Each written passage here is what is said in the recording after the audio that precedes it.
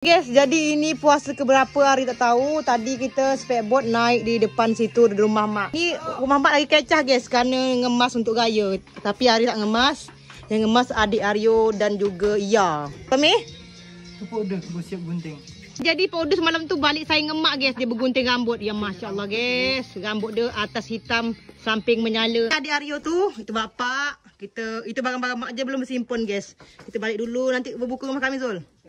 Itu Pak Uda guys ngambil barang-barang dia di dapur. Hey guys, pakai pompong Pak Samad langsung ditancap. Itu dengan Munar, tutup kita Pak Uda, Pak Samad. Itu put. Tak balik kita kami. Akhir guys kita balik juga. Laju. Pak Uda semangat ya guys. Oke guys, jadi ada tak rekam setiap jalan. Kita dah sampai ke Sungai Saka Berada guys. Termanggil rumah guys. Rindu apa? Rindu apa? Itu rumah dia guys.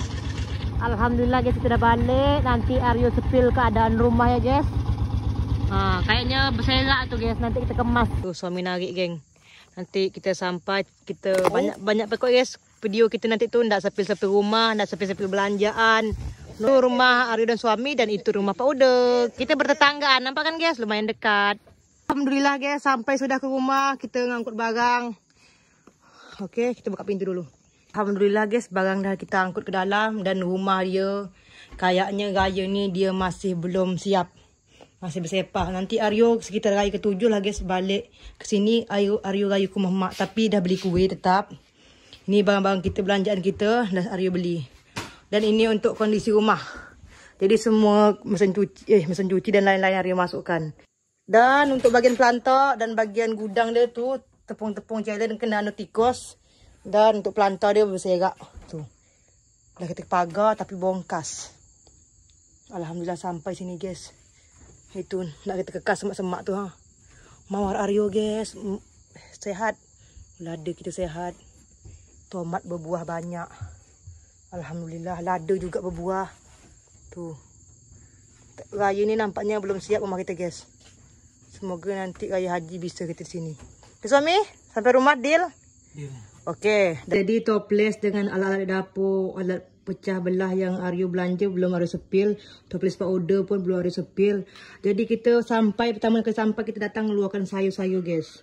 Sayur kita beli banyak, malam kadang Aryo siang. Kita masukkan dalam kulkas, itu juga nak kita siang juga. Terus, untuk kuih raya pun belum Aryo buka guys. Semangka dah kita kasih Pak Uda juga. Untuk buah-buahan, biar suami sehat ini guys. Aryo cari buah naga, semangka untuk berbuka, ada anggur, ada limau. Pak Uda kita kasih juga kerana petang ni Pak Uda buka seorang guys. Besok kita buka sama lagi kerana Aryo penat betul. Kita masak yang tak berapa ada je. Kalau untuk di dalam sini itu sayur-sayur, ada buah naga, ada jagung juga. Itu untuk kita buat sayur nanti. Buka puasa besok Pak Uda nanti makan sini. Telur dah ada. Kalau untuk ikan dia tak beli guys, kita cuma beli ayam. Ayam dia belum ada potong masuk sini aja kerana kita lumayan penat. Okey, nanti kita lanjut lagi.